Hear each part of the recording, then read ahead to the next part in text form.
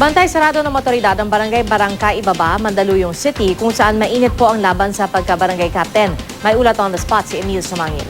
Emil? Pia, nakabarikada pa rin dito sa aking likuran itong tropa ng PNP Regional Public Safety Battalion para panatiliin itong katahimikan sa barangay Barangka Ibaba. Dito pa rin sa Mandaluyong City.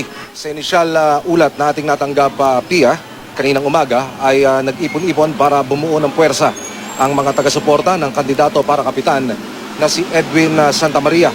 Isang parada at protest rally ang ikinasa ng mga taga-suporta ni Santa Maria para iprotesta ang anilay biglaang paglamang sa bilangan ng boto ng katunggali nitong si Jojo Cruz. Magbabarikada sana sa harapan ng bahay ni Cruz ang mga kumokontra sa kanyang pag-abante sa bilangan. Pero sa sandaling ito, nawala sila, Pia, sa barikada. Ang mga bahay ng magkalabang kandidato para kapitan ay halos tapatan lamang at nagkakatanawan ang kanilang mga taga-suporta. Balak ng bagaman hindi pa natatapos, Pia, ang pagbilang ng boto at wala pang naipoproklamang panalo. Balak na ng kampo ni Santa Maria ayon sa kanyang abogado na maghain ng reklamo sa Commission on Elections.